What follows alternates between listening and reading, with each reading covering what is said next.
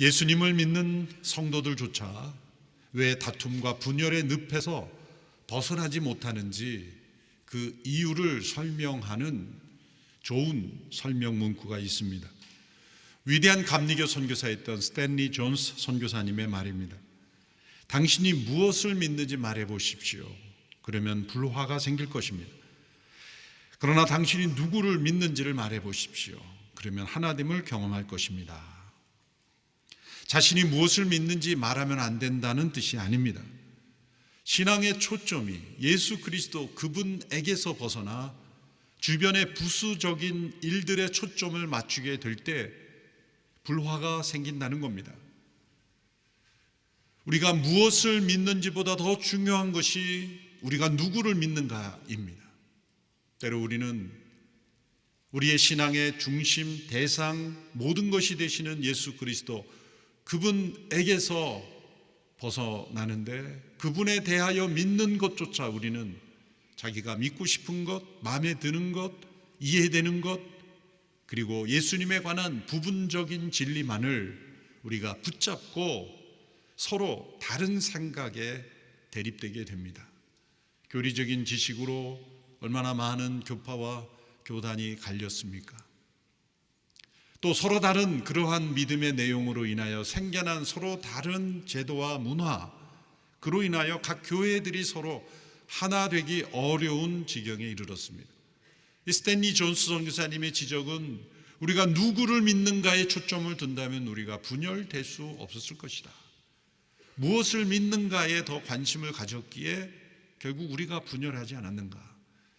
역사적으로 수많은 교파와 교단들이 분열되어 있지만 그 모든 분열의 초점은 예수님 그분에게 초점을 두지 않았기 때문이라는 거죠. 때로는 교회 정치 질서에 따라서 감리교와 장로교, 또 세례 방식에 따라 침례교와 장로교원에서도 교리적인 지식에 따라 어떻게 이해하는지에 따라서 여러 교파와 교단으로 갈려 나간 것, 바로 이 선교사님의 지적이 올바르다는 것을 우리에게 알려줍니다. 역사상 많이 있었던 교회의 분열은 대부분, 거의 대부분 명분 없는 몇몇 교회 지도자들의 자기 자신의 편견, 고집, 심지어는 잘못된 편향성 때문에 생겨난 위기이기 때문입니다. 어느 지역 사회에서 서로 두 블록밖에 떨어지지 않는 두 교회가 서로 하나 되어서 지역 사회를 섬기자고 두 교회가 각자 결의를 했습니다. 실무 협상을 진행하는 가운데 결론은 실패한 것입니다. 서로 하나 되지 못하는 결정적인 이유는 주기도문에 대한 해석이었는데 그중 한 구절에 대한 해석이었습니다. 한 교회는 전통적으로 우리의 죄를 사하여 주옵시고 라고 하는 그 번역을 고집했고, 그런데 예수님 말씀하신 우리의 죄라는 단어가 직역을 하면 빚이라는 단어로도 직역이 되기 때문에 다른 교회는 우리의 빚을 사하여 주옵시고 라는 그러한 단어를 고집한 것입니다. 결국은 합병 계획이 수포로 돌아간 겁니다. 그러한 결과를 안 어느 지역사회 신문 기자는 그 실패한 계획을 평가하면서 이렇게 논평했다고 합니다. 한 교회는 그들의 죄로 돌아갔고 한 교회는 그들의 빛으로 돌아갔다. 예수 그리스도 그분을 믿는 것에 초점을 두지 않을 때 때로 우리는 다양한 이유로 우리가 하나 되지 못하게 되기 때문입니다. 교회 역사가 흐를수록 이런 분열의 늪에 빠지는 것은 너무나 쉬운 문제이고, 그리고 시간이 흘러갈수록 이런 다툼과 분열은 많이 생겨난 것이 교회 역사의 증거입니다. 로마 교회의 역사는 바울이 로마서를 쓸 당시 시점으로 볼 땐 약 25년 정도 흘렀을 시점으로 추정합니다. 그렇다면 25년의 역사는 많은 분열의 이유가 이미 상존하였고 그중 가장 심각한 것이 바로 이 음식 문제와 절기 문제로 인해서 특별히 유대인과 이방인 간에 그런 보이지 않는 갈등이 깊어지고 있었을 때였습니다. 대부분은 이방인이었지만 또한 유대인들도 있었습니다. 복음 안에서 자유를 누리는 사람도 있었고 자유를 누리지 못하는 사람도 있었습니다.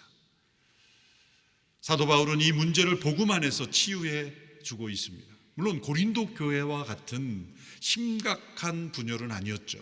고린도 교회는 그보다 더 심각한 문제였습니다. 바울파, 베드로파, 아볼로파, 심지어는 그리스도파까지 생겼습니다. 가장 고약한 사람들이죠. 예수님을 자신들 파의 우두머리처럼 그렇게 우리는 예수님 파라고 하면서 한 파를 이루는 거죠. 교회 갈등이 심각해지면 그리스도파와 예수파가 싸웁니다. 한쪽은 그리스도를 머리로 모시고 한쪽은 예수님을 머리로 모시고 싸우는 거죠. 고린도 교회가 바로 그런 모습이었습니다. 로마 교회는 그 정도는 아니었습니다. 그렇지만 그렇게 될 수 있는 그러한 상황 속에서 바울이 빨리빨리 복음으로 이 문제를 치유해 가는 것입니다. 지난주에 우리는 그 두 문제를 먼저 다루었습니다. 첫 번째 문제는 음식의 문제였습니다. 우상의 제물로 바쳐진 혹은 우상 숭배와 관련된 음식을 먹을 수 있느냐의 문제였습니다. 대다수의 이방인들은 먹을 수 있다라고 생각했고 또 유대인이지만 복음 안에서 바울처럼 자유와 확신을 가진 사람은 그것은 아무 문제가 없다라고 생각하며 먹을 수 있다라고 확신했습니다. 이러한 부류를 가리켜 믿음이 강한 사람들이라고 부류했습니다. 그러나 나는 먹을 수 없다, 너 먹어서 안 된다라고 생각했던 사람들, 주어진 자유를 누리지 못하는 사람들, 그리고 자기 자신에게 보다 엄격하고 예민한 기준을 따라 살기를 원하는 사람들, 그 먹지 않는 사람들을 로마 교회 안에는 믿음이 약한 사람들이라고 규정을 했던 것입니다. 먹을 수 있다고 자유한 사람들이 먹지 못하거나 먹지 않는 사람들을 판단하는 일이 일어났던 것입니다. 또 판단받는 사람들은 가만히 있겠습니까? 우리가 볼 때는 먹는 당신들이 부정한 것이다, 그렇게 판단했을 겁니다. 서로 판단과 정죄가 오고 가며 깊은 마음의 골이 생겼을 것입니다.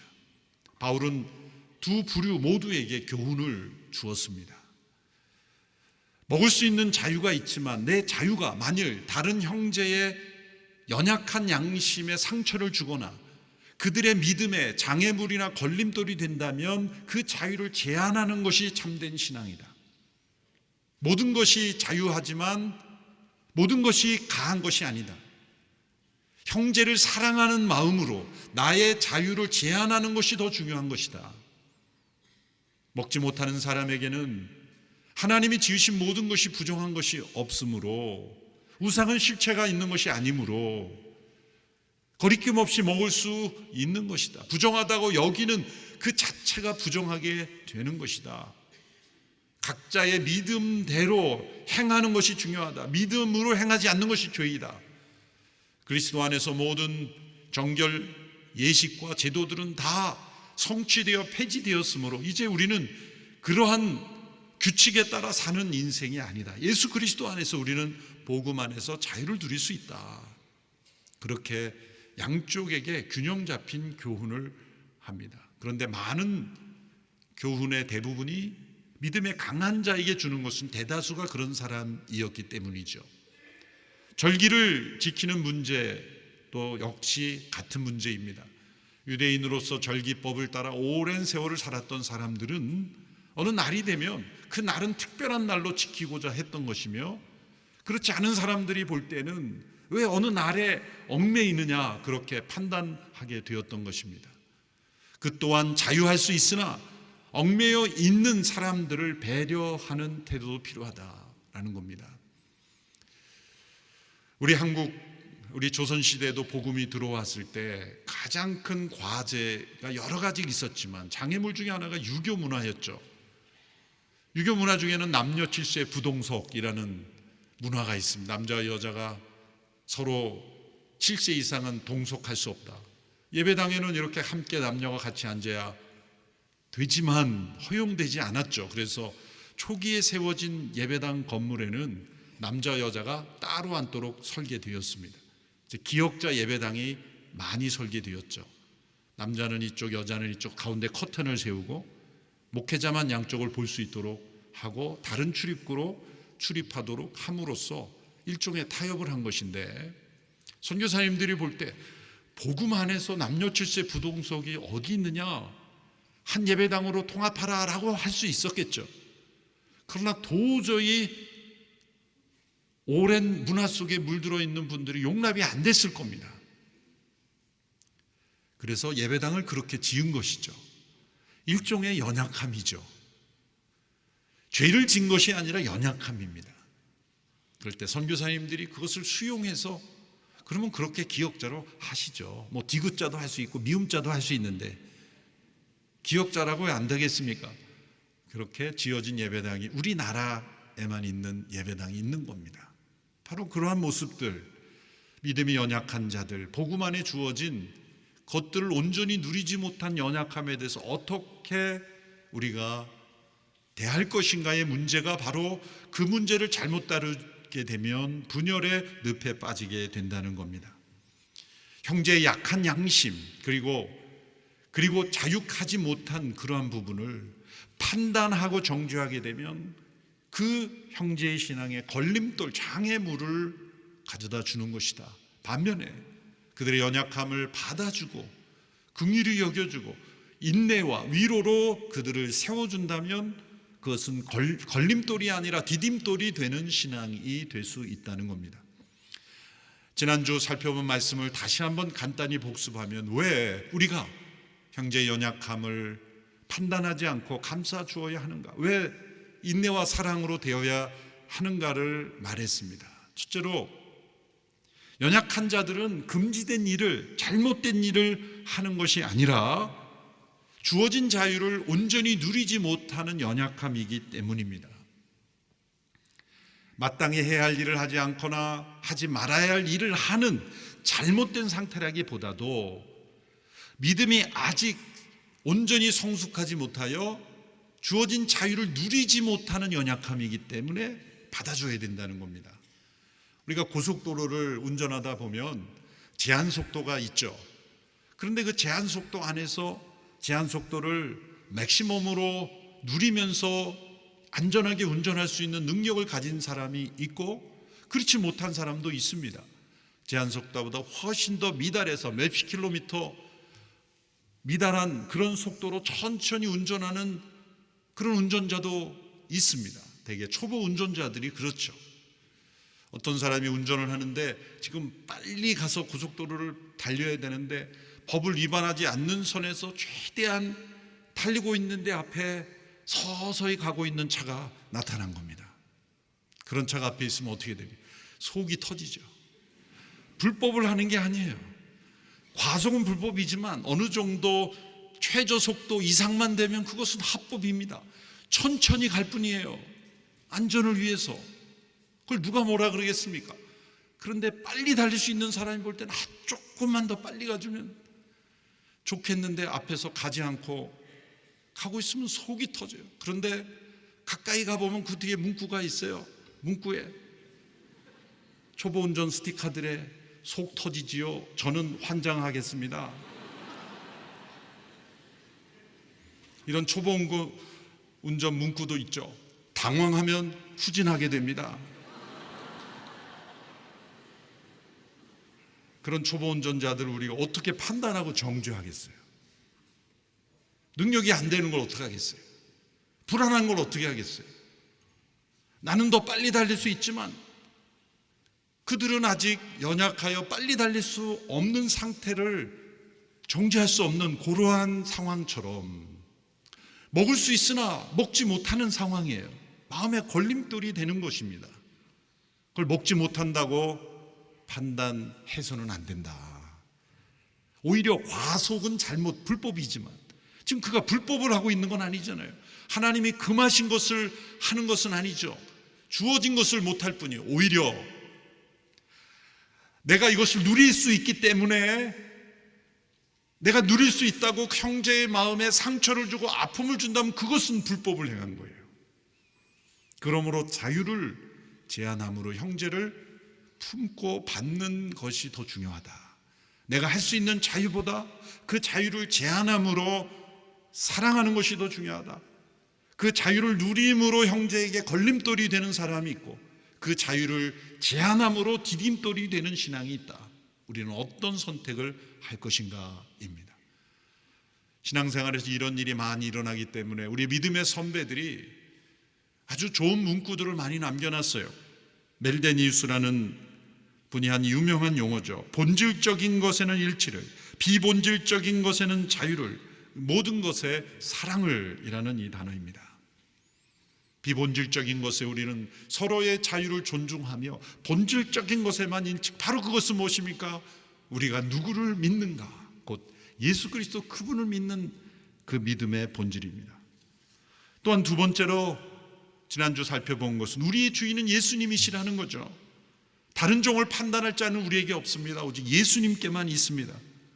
14장 8절에 우리는 살아도 주를 위해 살고 죽어도 주를 위해 죽습니다. 그러므로 살든지 죽든지 우리는 주의 것입니다. 우리가 주인이 아닙니다.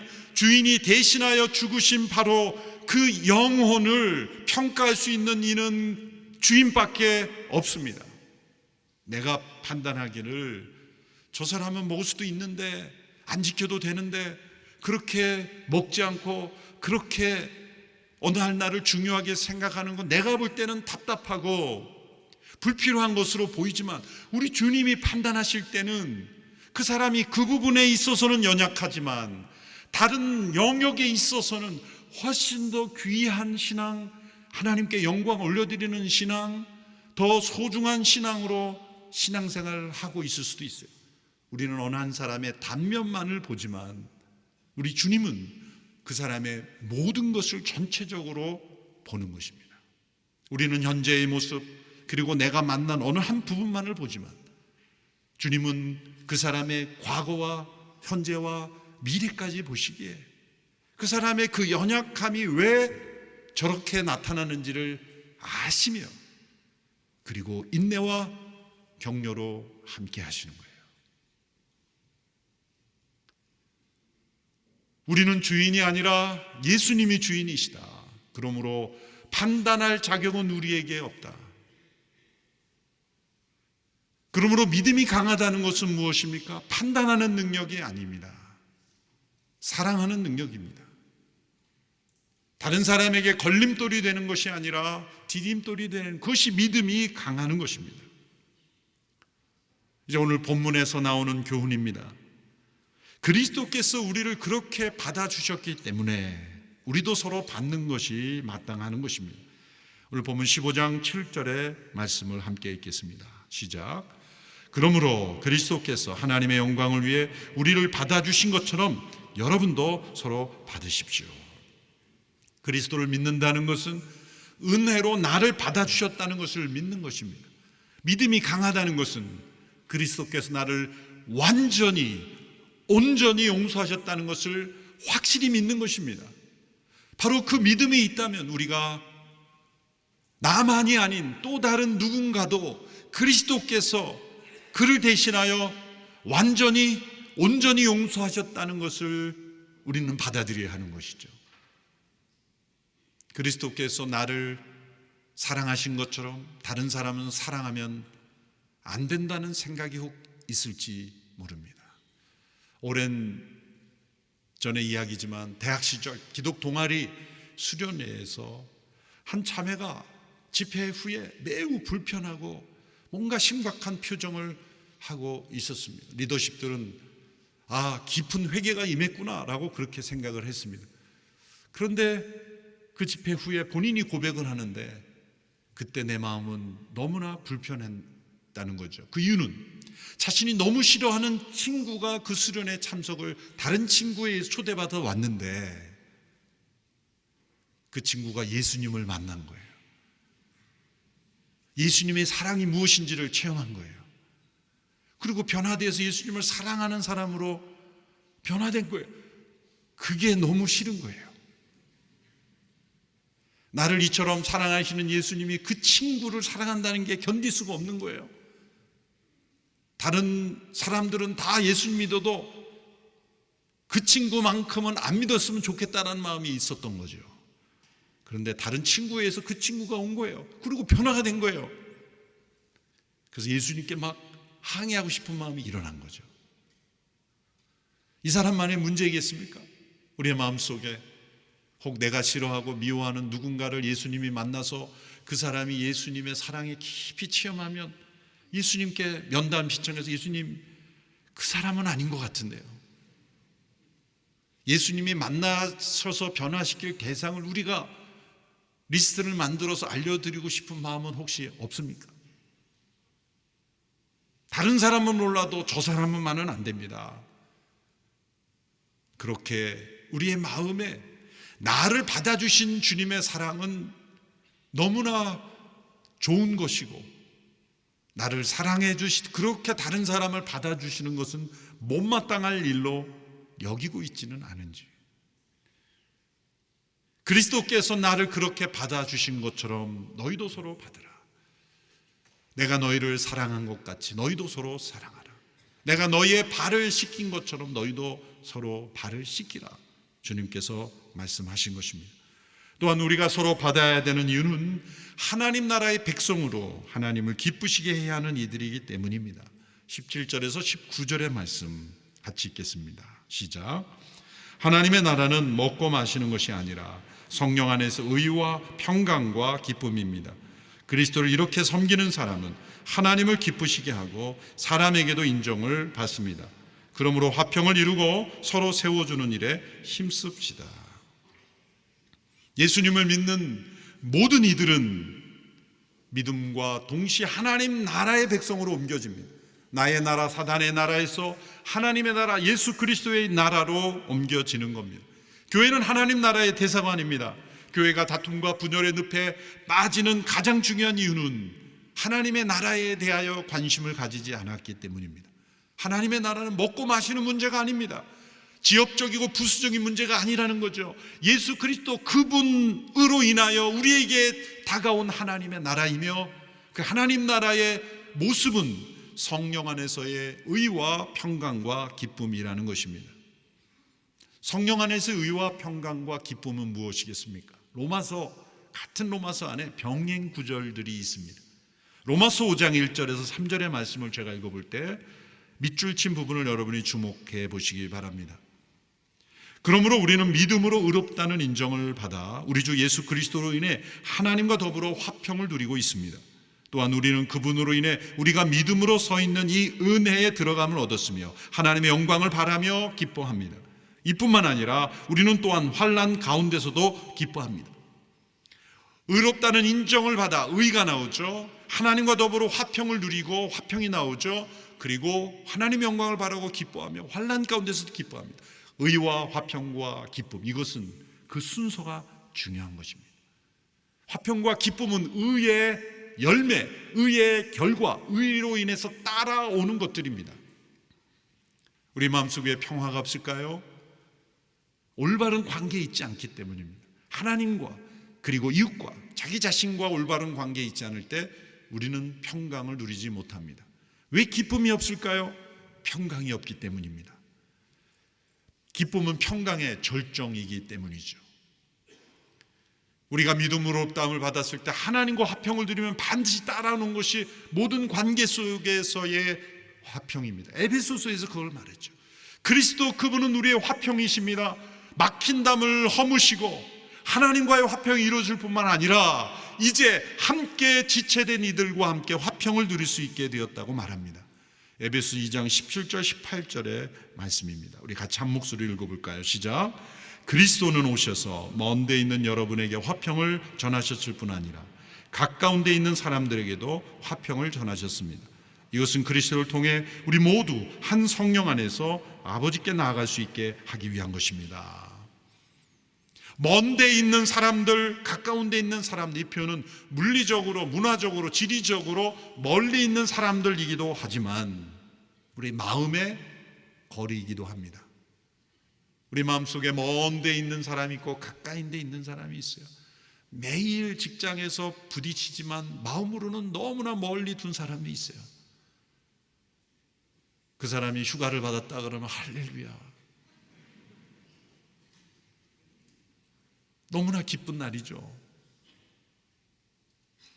우리 마음속에 멀리 있지만 가까이 있는 분들이 있어요. 복음을 전하는 우리 선교사님 중에 어떻게 지내나 늘 궁금하고, 친척보다도 더 궁금한 가까이 있는 사람들이 있죠. 그러나 먼 데 있는 사람, 가까운 데 있는 사람, 우리의 심리적 거리가 없이 화평을 이룰 수 있다. 우리의 마음에 벽을 쌓지 않는 그러한 관계 속에 한 성령 안에서 아버지께 나아갈 수 있게 된다는 겁니다. 이것은 이사야 57장 19절의 말씀, 구약에 나타난 메시아 예언이 예수님을 통해 이루어진 이 하나님 나라의 축복을 이루어졌음을 바울이 인용한 겁니다.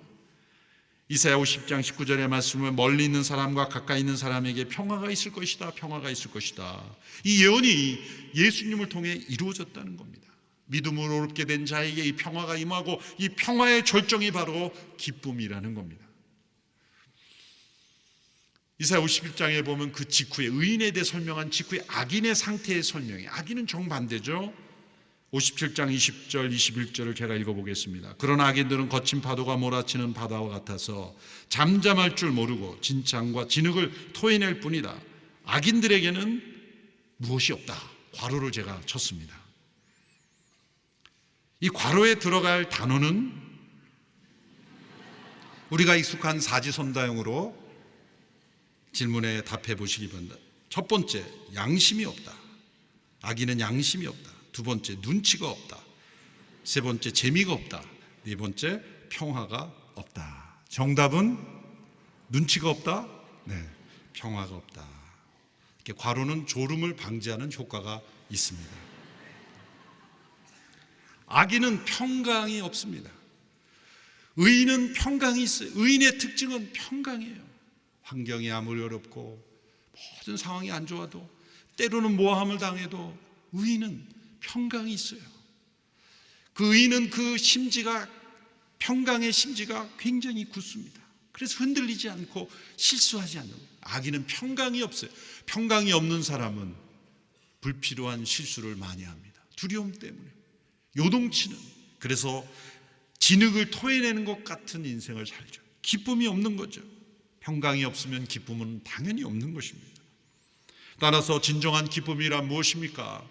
의롭게 된 자가 평강을 누리고 그 평강 속에 기쁨을 누리는 것, 하나님 나라의 질서가 회복된 삶입니다. 하나님 나라의 질서는 무엇입니까? 하나님을 기쁘시게 하고 그 다음에 나를 기쁘게 하는 것이 아니라 하나님을 기쁘게 하고 그 다음에 이웃을 기쁘게 하는 것. 오늘 본문 로마서 14장 18절과 15장에 보면 이 순서가 그대로 나타납니다. 14장 18절의 말씀을 제가 읽어보겠습니다. 그리스도를 이렇게 섬기는 사람은 하나님을 기쁘시게 하고 사람에게도 인정을 받습니다. 15장 2절, 우리 각 사람은 이웃을 기쁘게 선을 이루고 덕을 세워야 합니다. 15장 1절 3절에 보십시오. 같이 읽어볼까요? 시작. 우리 강한 사람들은 마땅히 연약한 사람들의 약점을 감싸주고 자기가 기뻐하는 대로 하지 않도록 해야 합니다. 그리스도께서도 자기를 기쁘게 하지 않으셨습니다. 자기를 기쁘게 하셨다면 십자가를 지실 수가 없었겠습니다. 하나님을 기쁘시게 하고 우리들에게 기쁨을 주시기 위해서 십자가를 지셨듯이 우리도 자기를 기쁘게 하는, 그래서 판단으로 기쁨을 누리고 정죄로 기쁨을 누리고 점점 악으로 가는 거죠. 인내와 위로와 격려로 연약함을 감싸주고 세워주는, 걸림돌이 아니라 디딤돌이 되어줄 때 그것이 기쁨이 되는 거죠. 나를 밟고 넘어가도록 하는 그러한 디딤돌이 되는 것. 걸림돌이 되지 말고 디딤돌이 되라.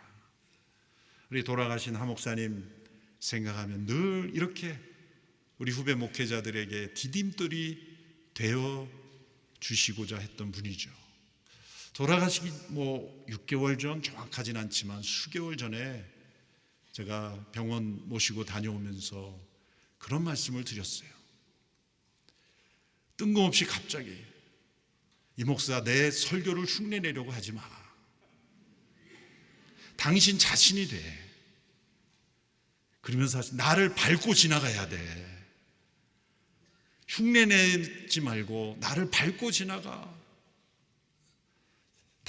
너 자신의 독창적인 너의 모습대로 해. 나를 너무 의식하지 마. 너는 왜 나처럼 못하니? 그랬으면 제가 주눅 들어서 그냥 이렇게 살다 죽겠습니다 그랬을 거예요. 그런데 나를 기준으로 너를 평가하지 마. 너 자신이 되도록 노력하고 나를 밟고 지나가도 돼. 그런 표현을 쓰셨어요. 디딤돌이 되는 거예요. 얼마나 훌륭하신 리더이신지 모릅니다. 갓난아기가 자라서 한 걸음 한 걸음 아장아장 걸을 때, 한 걸음을 내딜 때 부모가 얼마나 기뻐합니까? 오늘 한 걸음 걸었어, 내일 두 걸음 걸었어, 세 걸음 걸었어, 그렇게 기뻐하지 않습니까? 그런데 다섯 걸음째 넘어졌을 때 너는 사람으로 태어나서 다섯 걸음밖에 못 걷니? 그렇게 정죄하는 부모가 있다면 병원으로 빨리 가봐야 돼. 우리 하나님이 인내와 위로의 하나님이신 것처럼 진정한 사랑과 부모는 실패를 크게 보지 않고 한 걸음을 내딛는 것을 크게 보는 것처럼 우리의 신앙도 마찬가지입니다. 한 걸음 한 걸음 내걷는 것을 격려하는 신앙이 되어야 합니다. 그것이 진짜 신앙이요.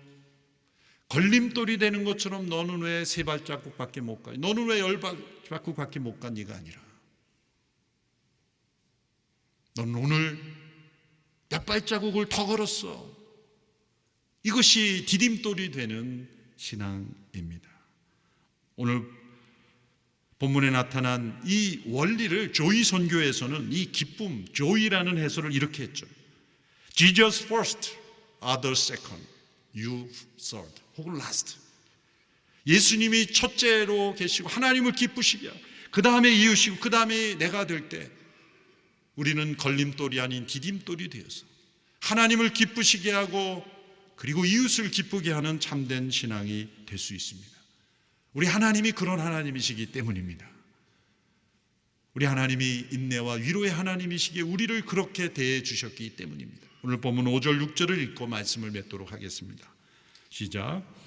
이제 인내와 위로의 하나님께서 여러분으로 하여금 그리스도 예수를 본받아 서로 같은 뜻을 품게 하시고 한 마음과 한 입으로 하나님 곧 우리 주 예수 그리스도의 아버지께 영광을 돌릴 수 있게 해주시기를 빕니다. 걸림돌이 아닌 디딤돌의 신앙으로 하나님께 영광 올려드리는 그것이 우리의 기쁨이 되는 신앙 되기를 축원합니다. 기도하겠습니다. 하나님 아버지, 인내와 위로의 하나님께서 우리를 예수 그리스도를 통하여 생명을 주시고 의롭다 하시며 그리고 평강과 기쁨 가운데 살게 하셨으니 우리도 서로 받아들여주며 용납하며 그리고 품고 세워주는 디딤돌 신앙 되게 하옵소서. 예수님의 이름으로 기도하옵나이다. 아멘.